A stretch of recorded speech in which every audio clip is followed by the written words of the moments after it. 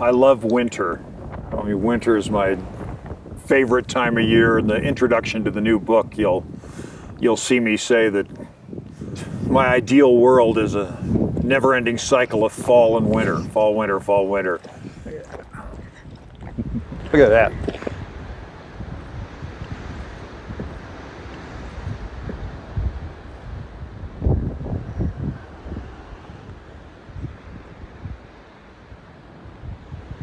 This new book is kind of what I started out to do originally. In 2014, I set out to do a book just on winter in this area where I live. And that gradually morphed into the 2-volume Home Fires set, with volume 1 being where I grew up, volume 2 being where I live now. So after I finished the set, I figured, well, I'll just go back to my original idea and do the winter book. And so that's what this is. And it's mostly traditional landscapes along with the man-altered landscapes. There's no people in it. There's no interiors. So it's a little different. It's a little, in some ways, a little more accessible. There's not the dead animals and dead machinery and that kind of thing that was in most of my books, let's say. This mountain, this is one of my favorite places in the entire planet. I mean, the whole mountain from this just ragged, weather-beaten top up here where there's been beetle kill in the trees and they're twisted into all these gnarled forms from the wind. You've got beautiful aspen groves up in those canyons. The mountains are beautiful, the geology, the rocks. I mean, how can you not be drawn to that? And the solitude, that's what I like about here where I live. I have mountain ranges to myself. I have canyons to myself. I can do 100 miles off-road in the Jeep in a day and not see another person or another vehicle. I mean, it's great. It all appeals to me. The emptiness and the aloneness, I think, appeals to me the most. It's kind of my life's through line, It's like, as you go through my career, the people become less and less, and I disappear more and more, and to the point where now everybody that knows me calls me the hermit on the mountain. So with the books, there's eventually going to be 4. Now the new one's coming out, and I'm already shooting the one after that.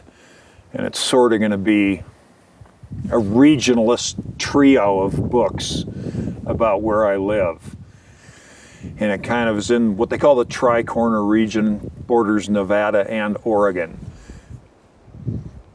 There's quite a few shots from down in the valley where I live. The winter book has mostly Modoc County and some farther out. As the book ends, it heads out towards the high desert a bit, and that's out in Nevada, out like towards the Sheldon Refuge and that area.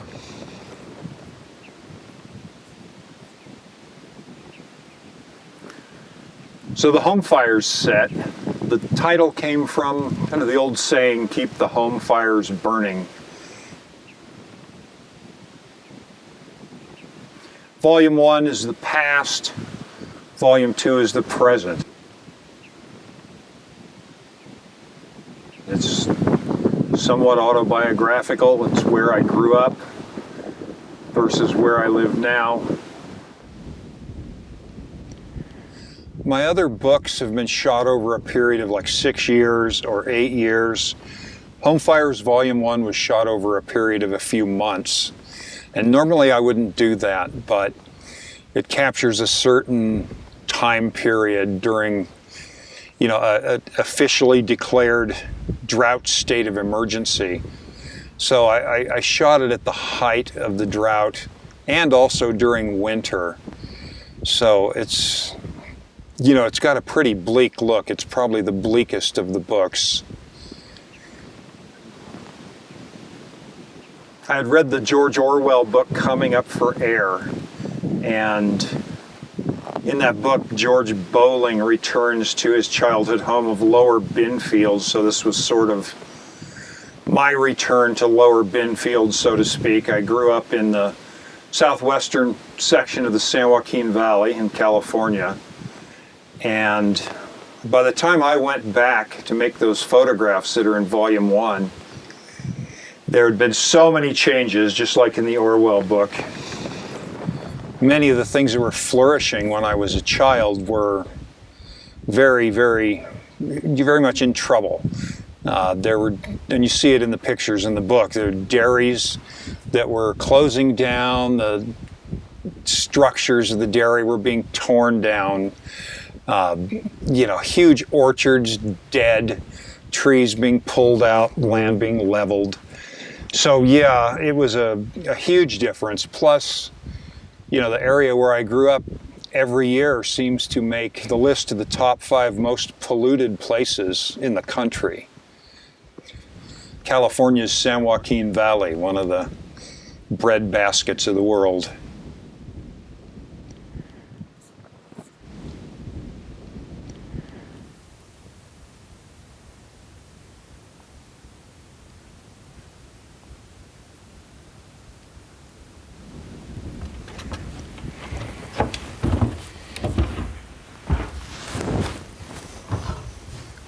So we're out here at an old high desert ranch, long abandoned, and it's a good place to talk about Home Fires Volume 2.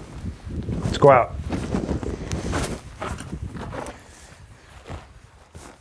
So Home Fires 2 is about the area where I live now, which is sort of that area where California, Nevada, and Oregon all come together. It's on the western edge of the Great Basin.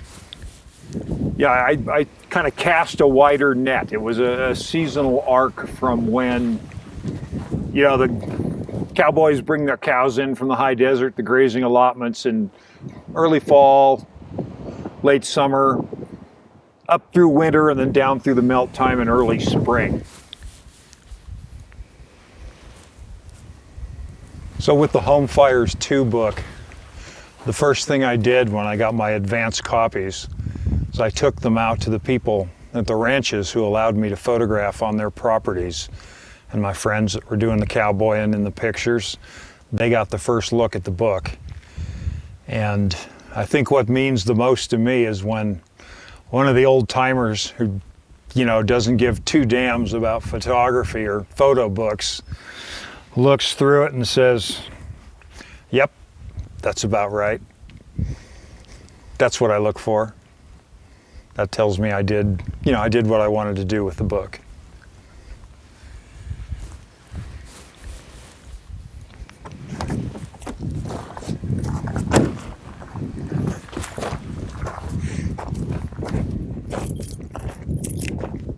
Look at that. There's Annie.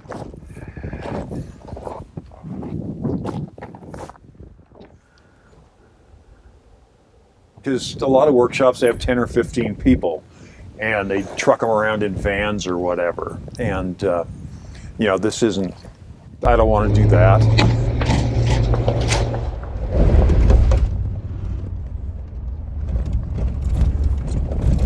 It doesn't look like the road goes through here. This is actually the road. It's going to be private or semi-private, like probably 2 people. Whatever you can fit in the Jeep.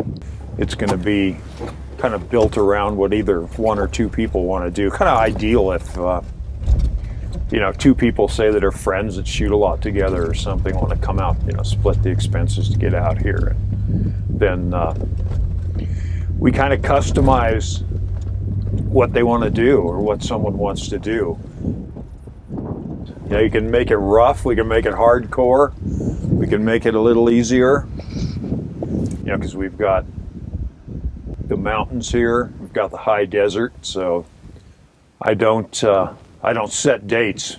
People contact me and we set everything up.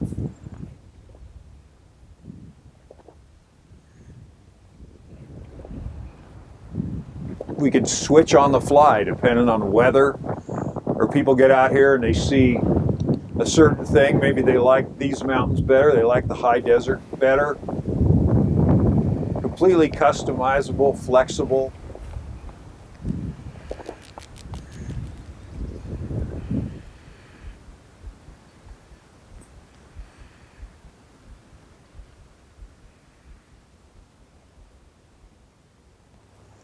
Look at that. Look at all those bent over trees climbing up the mountain. All frosted. That's why these trees look like this. Because this wind just freaking blows crazy up here all the time.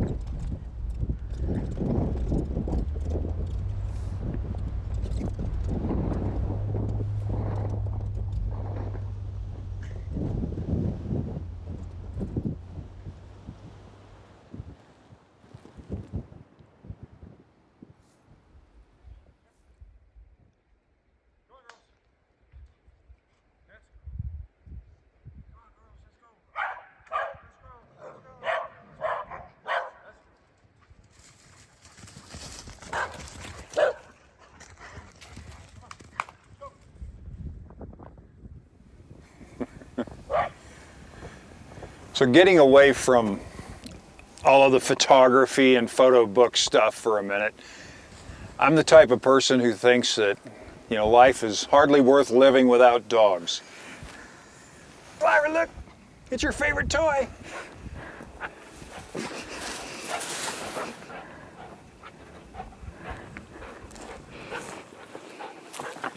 Come here, get ready.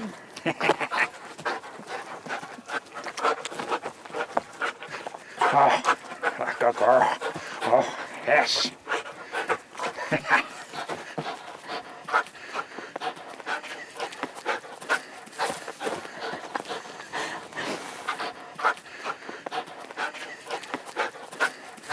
Okay, I think that's a wrap, Lyra. Good job.